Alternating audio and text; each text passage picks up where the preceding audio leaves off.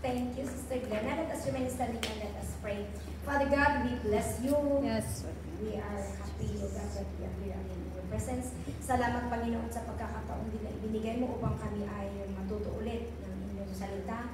At hayaan mo, Panginoon, na kami po ay manahan sa inyong presensya. And we ask that let your Holy Spirit teach us this afternoon, O God, that we may continue to grow in the knowledge of your truth. And that may we also be prepared for your coming. We thank you, Lord. We give you praise in Jesus' name. Amen. Praise God. Welcome again sa mga kapatiran natin sa Pilipinas, the family of Pastor Jimmy and Pastor Wayne. Pastor Jimmy and the son is tumutulong sa New Lukban outreach natin. And then, ang mag-ina naman si Pastor Wayne at saka yung babae na anak nila, they are also assigned na doon sa Ambyong. So, praise the Lord that they are here with us until June 1. Uuwi sila ng June 2. So, praise the Lord. Thank you for visiting us. So, this afternoon, let us learn about yung itong napaka-important na mensahe ng Panginoon sa atin na ginawa niya kay Abraham, ay no na yan din ang gagawin niya sa bawat isa sa atin. Not that He is cruel, that's why He is testing us, but may rason po kung bakit tinitesting tayo ng Panginoon para ipakita niya kung sino siya. So, this afternoon we'll be learning about the Lord will provide, the Lord our provider, or the Lord will provide. If we see in Genesis chapter 22 verse 1 to 17, pero sa Tagalog tayo. Nabasa ko kasi sa Tagalog, mas ano siya mas madiin yung kasulat niya. Sige, basahin natin. Okay, sa verse 1 sabi niya, pagkalipas ng ilang panahon, sinubok ng Diyos si Abraham. Tinawag siya ng Diyos, Abraham! And then, here I am, he replied. Okay, so sa verse 1, sundan natin yung istorya, sa buhay ng, alam natin na this is not the first time na si Abraham ay na-testing. Mayroon, alam natin ang kanilang buhay ng mag-asawa, di ba? Hindi sila nabigyan kaagad ng kanilang anak. Pero nung nabigyan sila ng anak, mayroon din ulit testing. Sabi niya dito sa verse 1, pagkalipas ng ilang panahon, talagang ang buhay natin bilang Kristiyano ay hindi pala one time lang ang pagsubok, kundi talagang kaagapan ng ating pananampalataya kasama sa pakikipagrelasyon natin sa Panginoon ang testing or mga pagsubok. Mamaya, makikita natin bakit inaalam ng Panginoon yung bakit sinusubok niya tayo o dumadaan tayo sa mga pagsubok at mamaya makikita natin ang purpose ng Panginoon. So dito, pagkalipas, after na napagtagumpay nila yung testing nila, yung paghihintay nila ng matagal bago sila nanganak, ayan na-overcome ni Abraham yun na sabi na doon sa Hebrews na talagang kahit na hindi pa niya nakikita pero hindi siya nadismaya, hindi siya nagdalawang isip, but he talagang na-inspire pa rin siya, It became his inspiration every day to wake up na, may pangako ang Panginoon. There's a reason why I am alive because nandyan yung pangako ng Panginoon. Amen. Na bibigyan niya ako ng anak someday. So, yan. And then, ngayon, ulit, after how many years, sinubok sila ulit. At ituloy natin, ano itong pagsubok na ginawa ng Panginoon kay Abraham. Sa verse 2, sabi niya, sinabi sa kanya, di ba tinawag siya ng pangalan, sabi ng Diyos sa kanya, isama mo ang kaisa-isa at pinakamamahal mong anak na si Isaac. Kaisa-isa niyang anak, at pinakamamahal, of course, nag-iisa siya. Kaya talagang favorite niya yan.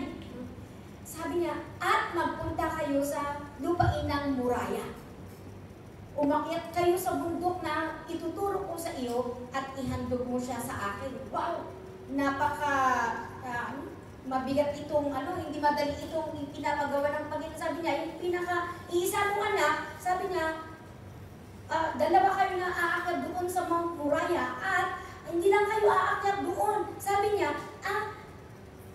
ihahandog mo siya sa akin. Very specific. kailangan doon sa muraya at hindi niya nabanggit kung ilang araw ang kanilang travel. Basta akitin niyo yun. At pag nandiyan kayo, tuturo ko kung saan mo siya, saan mo siya ihahandog. Wow! So, verse 2, anong response ni verse 3? Sabi ni, response naman ni Abraham, ay yung kasunod pala, sorry. Kinabukasan, so the following day, maagang bumangon si Abraham at nagsibak ng kahoy na gagamitin pang gatong sa handog na susunugin. Wow! Talagang makita natin dito, wala siyang, nung sinabi ng Panginoon sa kanya yung gagawin niya, hindi siya nakipag-bargain, wala siyang hindi siya nagsalita. Basta, ang nakita natin, yung action niya na talagang, he is convinced, nag-obey siya, na kinaumagan, nagsibak na siya sa katunayan na talagang ready siya na sumunod. Nagsibak siya ng kahoy na gagamitin sa panggatong. No? So, inihanda niya ang asno, yung sasakyan nila, yung, kasi walang plane naman po. Animal ang kanilang, ang ginagamit pang travel. So, ibig sabihin, malayo dahil kailangan ng asno. Sabi nila, at umalis kasama si Isaac at ang dalawang aliping lalaki papunta sa lugar na sinabi ng Diyos sa kanya. O, nagsama sila ng kasama nila. Okay, verse 4. Nang ikatlong araw, grabe. Adayo, gayong din ang muraya. Dito ang mga muraya dati, doon lang sa taas ng main church. Kasi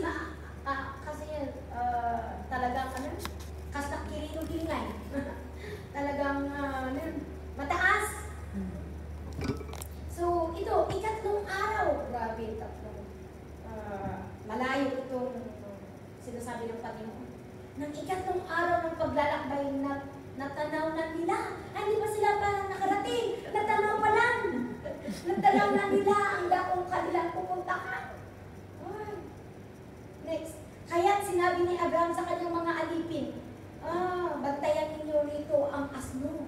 At kami na lamang ng bata ang aakyat sa bundok. Siguro naawa na doon. Sabi niya, sige, dito na lang kayo. At kami na lang, nitong anak ko, ang aakyat doon sa bundok. Sabi niya sa kanila, sasamba kami sa dako doon at babalikan namin kayo. Hindi niya sinabi na, iaalay ko itong anak ko. Ihalo ko sa Panginoon. Hindi. Sabi niya, sasamba kami at babalik kami. Okay? Talagang nakita mo yung pag-iisip din ni Abraham. So, ipinapasan ni Abraham kay Isaac ang kahoy na panggatong. Dala naman niya ang apoy at patalim at magkasama silang lumakad. Tinawag ni Isaac ang pansin ng ama. Ama, ano yun? Ay, ama, sabi niya, ano yun? Sabi, ano yun, anak? Sabi, tugon ni Abraham. Meron na tayong apoy at panggatong. Ngunit nasaan ang tubag ihahandog? Tanong ni Isaac. Sumagot si Abraham, sabi niya, anak, ang Diyos ang magbibigay nun. Kaya nagpatuloy sila sa paglalakad. Nag-iisip itong bata. Siyempre sinabi niya, pupunta silang magandog. Alam ng bata, magandog kami ng alay. Dapat may animal. Kasi sa Old Testament, animal ang sinasacrifice, di ba? Ang ino-offer. Kaya naglalakad sila, tinanong niya, ito namang ama, consistent. Yung sabi niya, hindi niya sabi na, huwag kang magsasalita kasi ikaw ang makikiyaan. Hindi, basta the Lord will provide, positive pa rin siya. Okay. So, nagpatuloy silang naglakad, verse 9. Pagsapit nila sa lugar na itinuro ng Diyos, gumawa ng altar si Abraham. Inayos niya sa ibabaw nito ang panggatong at inihiga si Isaac matapos gapusin. Ay, grabe. No? Talagang seryoso siya sa ipinapagawa nito sa kanya. Hindi sila nagpintuan, hindi sila na sige, magpahinga muna tayo ang lain ng nilakad natin. Hindi! Pagkarating nila doon sa bundok na sinasabi ng Panginoon, agad-agad siyang gumawa ng altar. At saka, talagang binabusan niya ang anak niya. Magdalawang isip. Hindi naman. Talagang siya. Kung ano sinabi ni Lord, yan ang gagawin niya. No? Ito naman ang dito. Si Isaac, hindi man lang, tingnan nga natin kung siya ay, kung kumalag. Nang saksakin na niya ang bata, tingnan natin. tinawag siya ng anghel ni Yahweh. At mula sa langit ay sinabi, Abraham, Abraham, narito po ako. Sagot ni Abraham. Sinabi ng anghel, huwag mong patayin ang bata. Huwag mo siyang saktan. Natitiyak ko ngayong handa kang sumunod sa Diyos sapagkat hindi mo ipinagkait sa Kanya ang kaisa-isa mong anak. Wow! Kung tayo kaya yun, iniisip ko ito, kaisa-isa mong anak ang tagal mo bang binigay? Tapos pagkatapos na nailag ako sa Kanya, lahat ng plano mo, kasama siya. Tapos bilang sabi mo, oh, punta kayo doon, ihahandog itong anak ko. Siyempre, pag handog, maintindihan ni Abraham yan, kakatayin talaga. Hindi na sila ba, ano bang ibig mong sabihin, handog, Lord? Hindi. Kaya, di ba, yung action na talagang ready to offer. Pero, nakita natin dito, nakita ng Panginoon yung puso ni Abraham at yung pananampalataya niya, of course. So, sinabi ng anghel sa kanya, ready niya talagang i-offer, isakripisyo ang kanyang anak, alang-alang sa pagsunod niya at pananampalataya niya sa Panginoon. O, sabi ng Panginoon, huwag mong ituloy, huwag mong saktan. Natitiyak kong handa kang sumunod sa Diyos sapagkat hindi mo ipinagkait sa Kanya ang kaisa-isa mong anak. Talagang saludo ako sa pag-obey ni Abraham na I believe na iintindihan ni Abraham na yung anak niya ay galing din kay Lord yun. Kaya, accept sa kanya kung kukunin mo. Ay nanggaling din naman sa inyo. So, yan. Ituloy natin sa verse 14. 13. 13. Paglingon niya, may nakita siyang isang lalaking tupa na ang mga sungay ay napasabit sa mga sanga ng kahoy. Ito ang kinuha ni Abraham at inihandog sa halip na ang kanyang anak. Wow! Imposible nga basta may naglagay doon. Pero parang nilago talaga yung na hindi ko alam kung hindi lang niya napansin dahil nakafocus siya doon sa pinapagawa ni Lord. No? Pero talagang nag-provide ang Panginoon.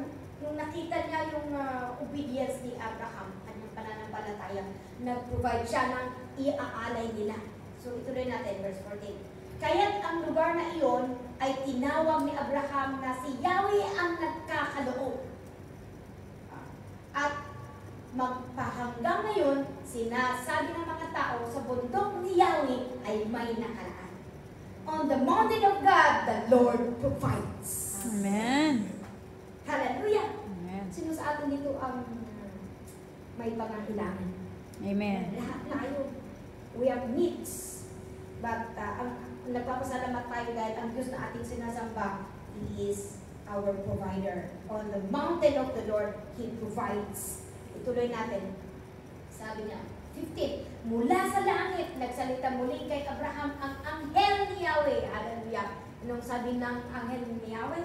16 and 17.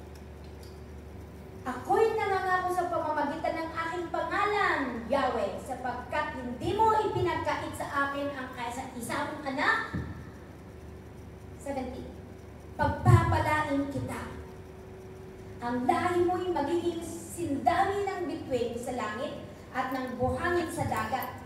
Sasakupin nila ang mga lungsod ng kanilang mga kaaway. Kasulita. That is the reward of the obedience, the true obedience of Abraham. Nagpas, ikasaba. So, di ba?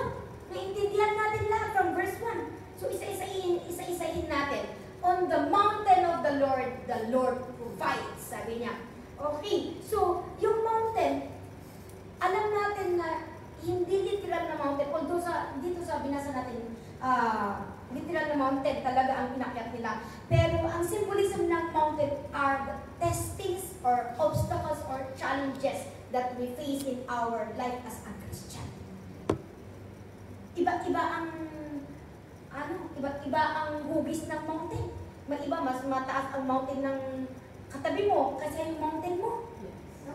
Pero, ang nakita natin dito na, sabi niya, ang maganda dito, kahit na may mountain, no? Pero, ang maganda doon ay ay on top of the mountain. Pag naakyat natin pala ang mountain, sa top yun, nandyan yung pagpapala. Kaya mga kapatid, hindi mawawala ang mountain. God designed those testings para maipakita. So, those are God's design to display His goodness and His faithfulness to each one of us. Para lalo natin siyang makilala. At maintindihan natin na ang kaagapay talaga ng pananampalataya, ang testings. Amen. So, ang measure ng pananampalataya mo, yan din ang measure ng testing mo. Hindi ibibigay ni Lord yung hindi mo kaya. Kaya kung may mga pagsubok na parang kagaya ng pagsubok ni Abraham, grabe naman ito, nahihirapan kang mag-decision. Kaya mo yan kasi ibinigay ni Lord. Amen. Nakikita ng Panginoon yung tiwala mo, kaya pinagkakatiwala din niya yung mga pagsubok sa atin. So, yan, tinesting nakita natin dito, tinest niya ng Panginoon ang obedience ni Abraham. Sabi dito, for some time. So, hindi tayo dapat nagsasawa. We should always be happy, we should always be thankful kung may mga testings na hindi mo pa natatapos yung isa. Nandyan na ulit yung isa. Wow, hallelujah! Kasi, may pala yan, may kapalit. Sabi niya, sunod-sunod yung testing. Gusto ng Panginoon na lumago tayo sa ating pananampalataya. Amen. Hindi tayo talaga lalago. Hindi natin lalong makikilala ang ating Panginoon kung hindi tayo dadaan sa mga pagsubok. No? So dito, talagang ang maganda rin kung minsan, kung tayo nag-relax, maganda naman shake niya po gusto tayo. Sometimes God tests us para ma-testing yung para tayo ay magising, para hindi tayo mag-relax sa ating pananampalataya. O para ma-check yung faithfulness natin at yung obedience natin.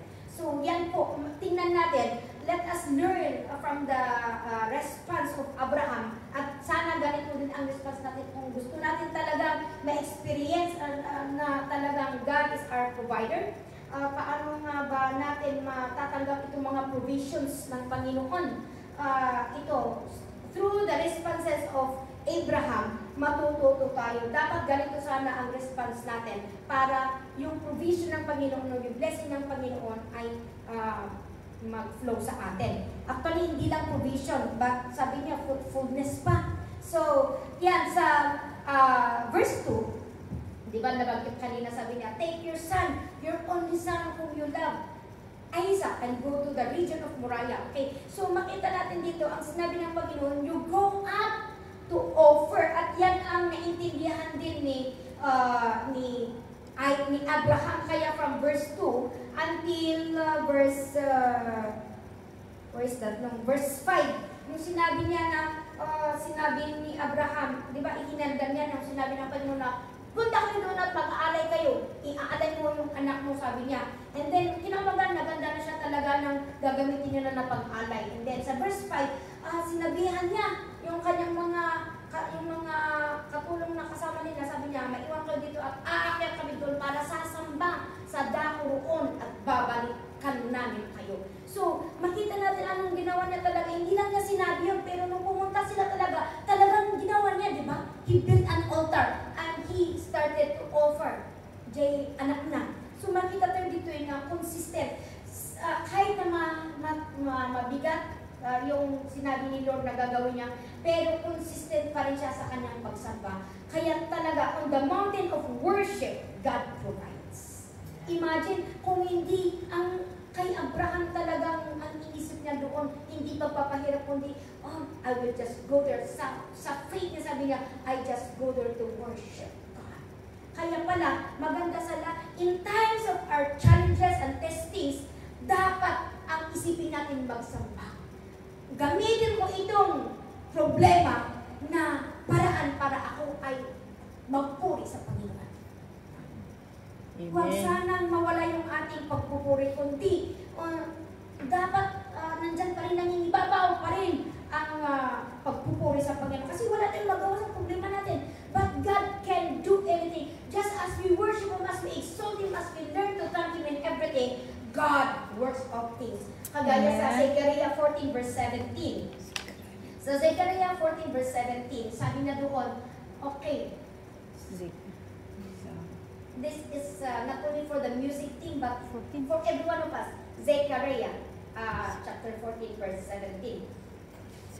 sabi na doon, if the people will not pay, if any of the peoples of the earth, so hindi lang sa mga, lahat sabi niya is calling everyone, if any of the peoples of the earth do not go up to Jerusalem to worship the King, the Lord Almighty, they will have no way.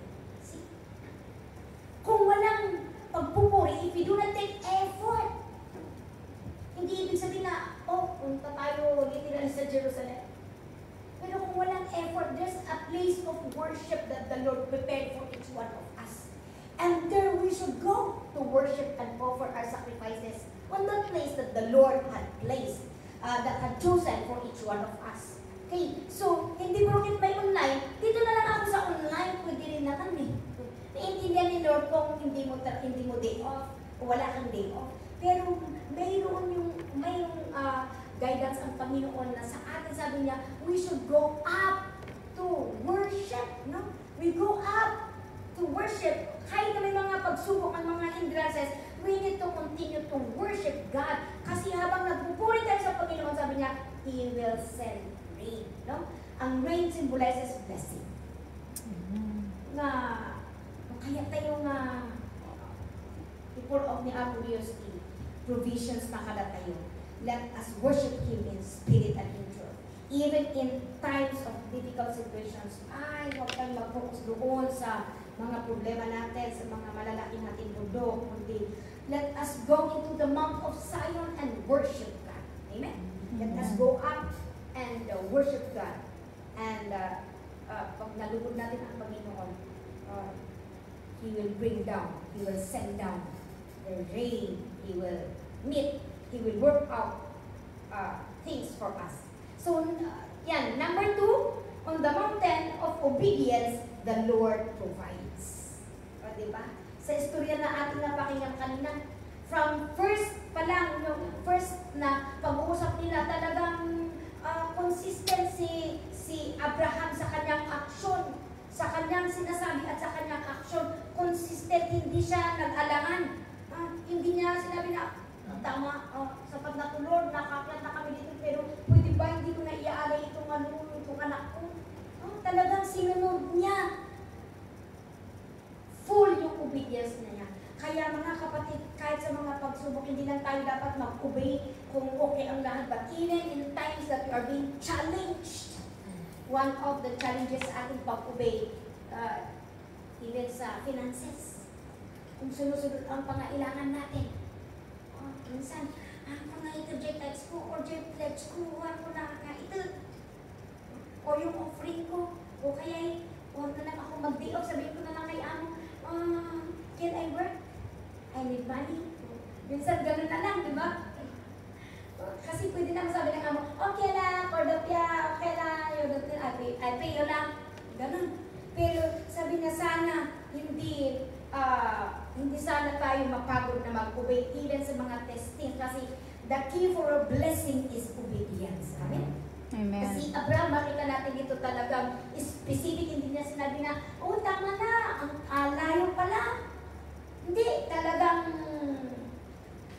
wala siyang magbabargain na ginawa.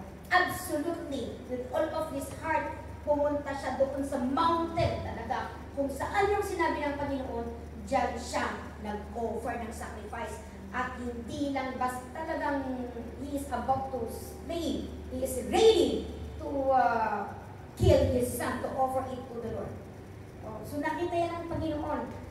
Talagang nag-intervene ang Panginoon. Kaya sa mga obedient people, God intervenes in their life. Kahit pala sa times na walang nakakakita sa atin, we have to hold on to the Word of God. Kasi hindi lang yan basta sasabihin ng Panginoon na gawin mo.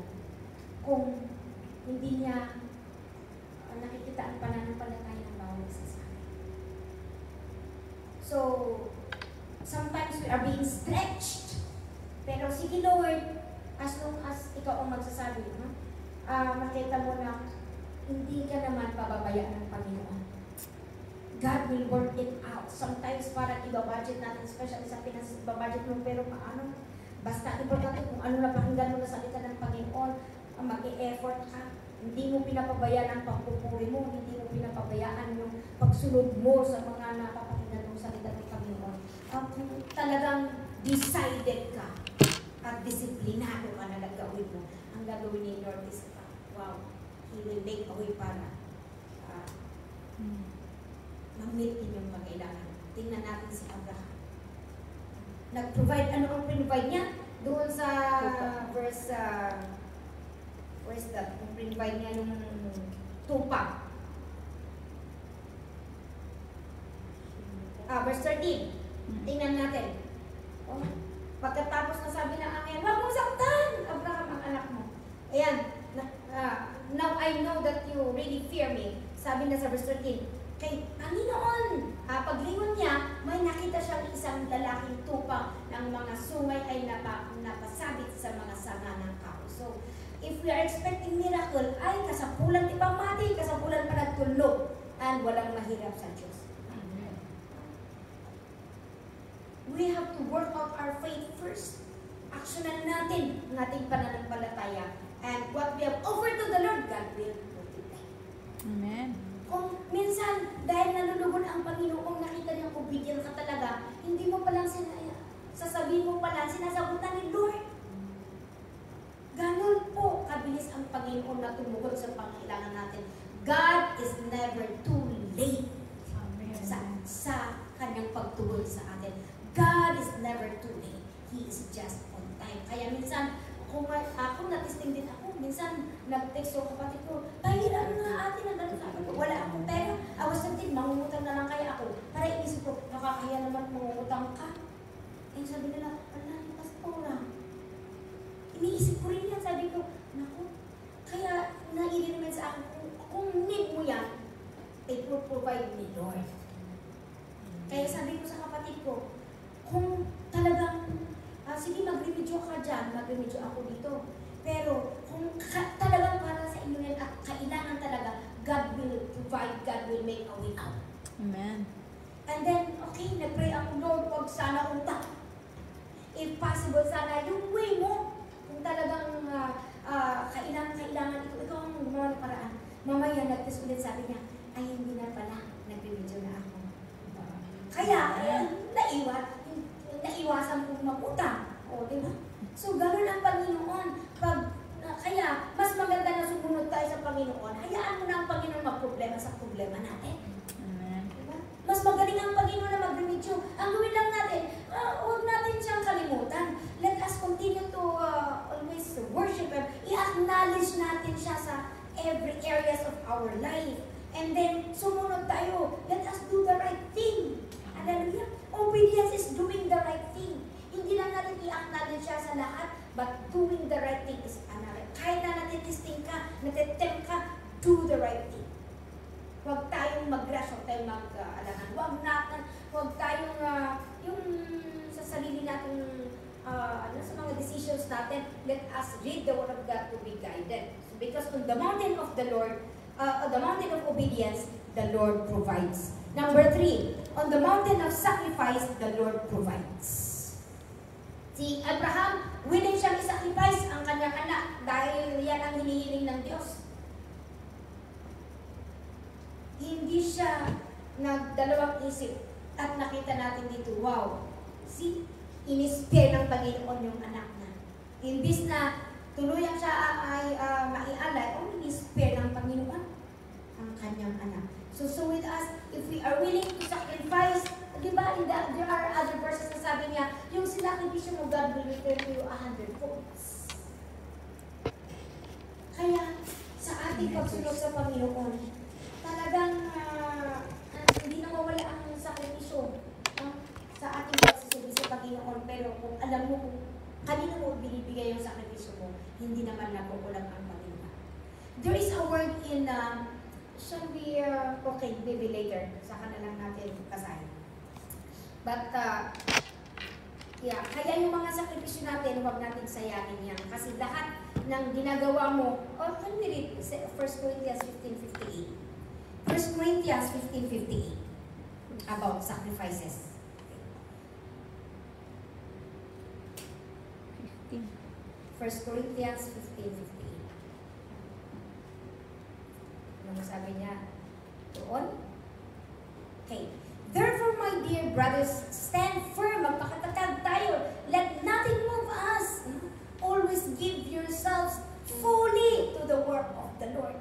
Sabi niya, always palagi mong ibigay na buo ang paglilingkod mo sa Panginoon. Sometimes sabi na, grabe mo, dakalimot. Sometimes sabi natin, wow, pwede bang hindi mo na ngayon? Sabi niya, always give yourselves fully, hindi part-time, hindi sideline. Buo ang gusto ng Panginoon. Ano ang always give yourselves fully? Sacrifice. Samahan natin ng sakripisyo yung ating pagsisilbi sa Panginoon. At sabi niya, your labor in the Lord is not in vain. Lahat ng ginagawa mo na pagsisilbi, na pagsasakripisyo, hindi yan nakakalimutan ng Panginoon. Kaya, huwag tayong dapat ma-shake, no?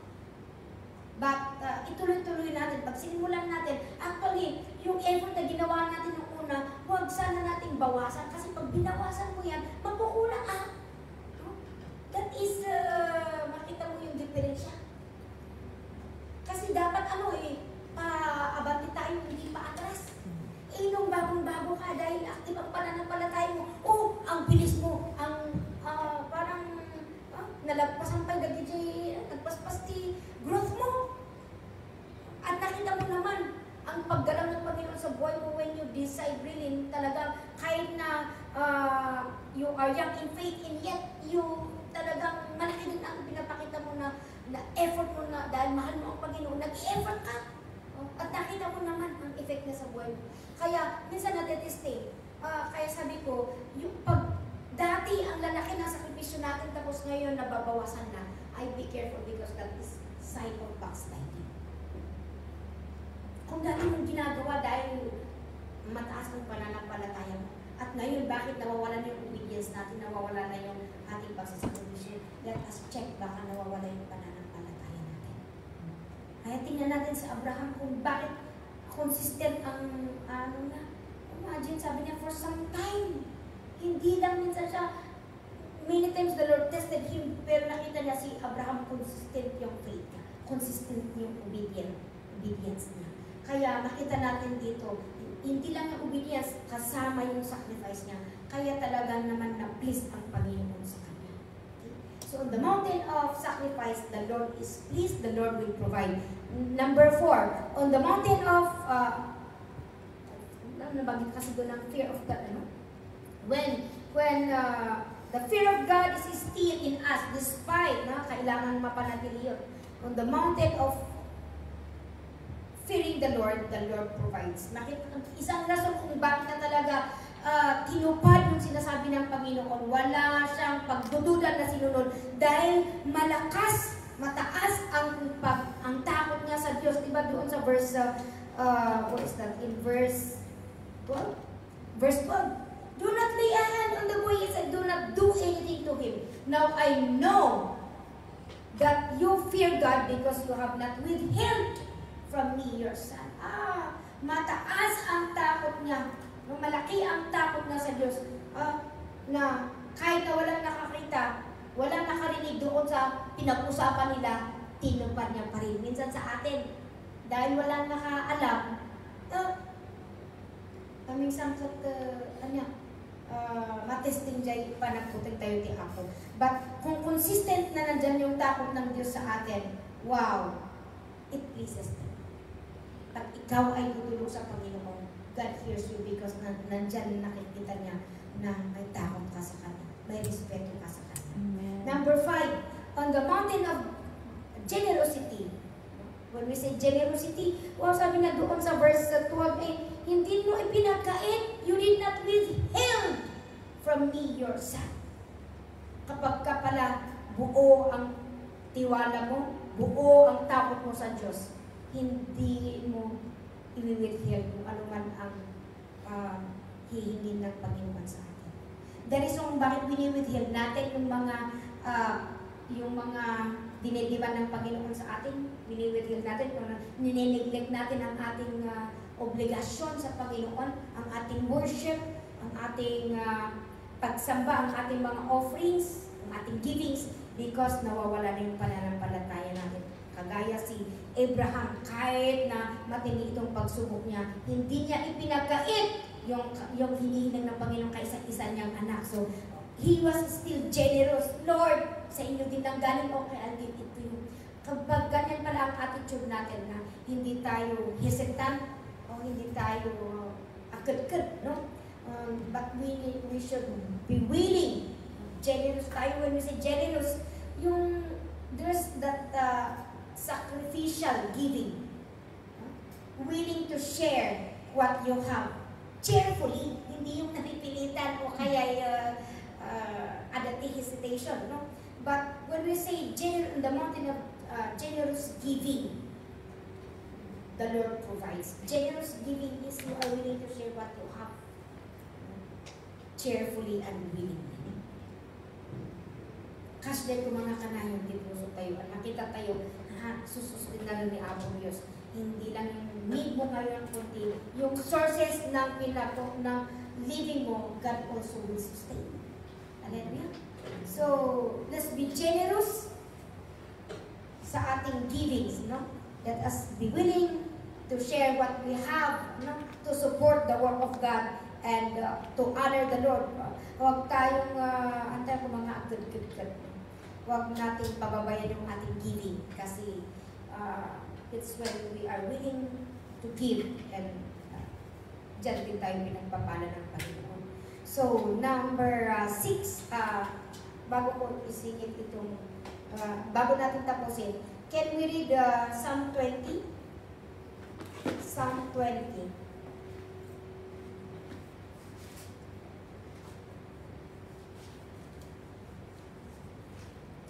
Psalm 20. Psalm chapter 20, verses 3 and 4.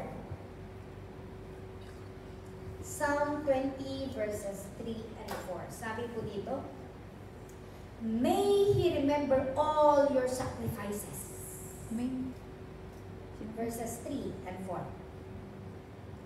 Psalm 20. Kaya, may He remember all your sacrifices. Tingnan mo, inaalala ng Panginoon lahat ng efforts, lahat ng mga sacrifices na ipinapakita natin, na ibinibigay natin sa Kanya. Ano pa sabi niya? Oh, and accept your worship. Burnt offerings are our worship. So, lahat pala ng ginagawa natin na out of love and with faith, sabi niya, inaalala ng Panginoon.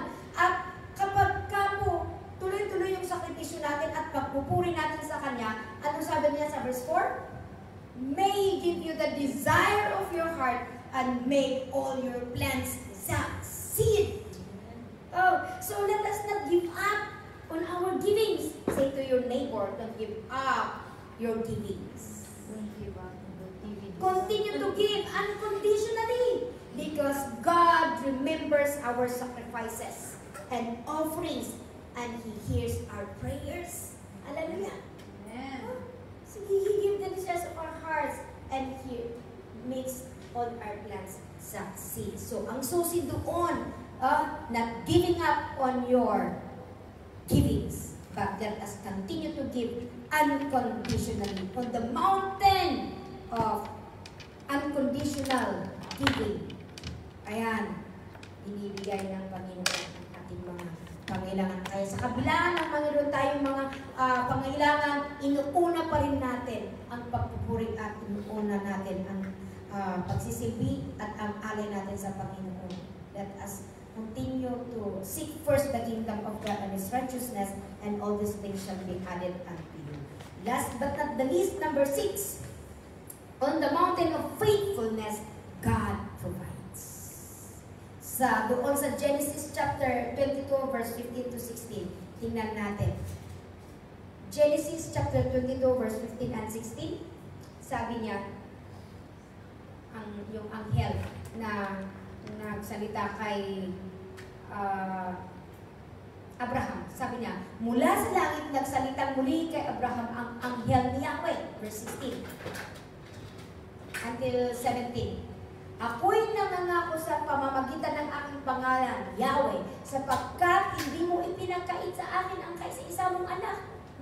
Talagang faithful siya, loyal siya sa Panginoon. Hindi niya binigo si Lord sa hinihiling ng Panginoon sa kanya na way ng pagpuri niya sa kanya. So in verse 17, dahil faithful si Abraham, sa verse 17, pagpapalain kita. See? Ang lahi mo'y magiging sindami ng bituin sa langit at ng buhangin sa dagat. Sasakopin nila ang mga lungsod ng kanilang mga kaaway. Look at what is happening to Israel. Dahil sumunod si Abraham at pinagpalangan ng Panginoon, until this time makita natin buong mundo, walang makakatalo sa Israel. No? They are gifted. Talagang pinagpala sila ng Panginoon. With all the technologies, with all the wisdom, lahat sa kabila ng mga matitinding mga kinakaharap nila, nakikita natin kung paano nagtatrabaho ang Panginoon sa Israel. So, indeed, when we are faithful to the Lord, God sustains us.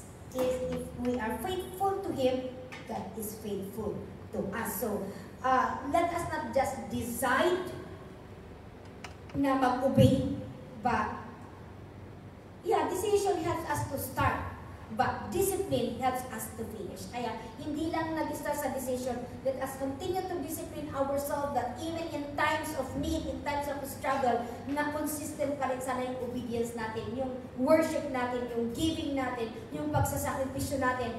Let us be faithful, and indeed, on the mountain of the Lord God provides. Hallelujah! Our concluding verse, Matthew 24, verse 12 to 13. Matthew 24, verse 12 to 13. Sabi niya, because of the increase of wickedness, the love of most will grow cold. Ito po ay prophecy ni Jesus nung siya'y nandito sa lupa. This is a sign of the last days actually.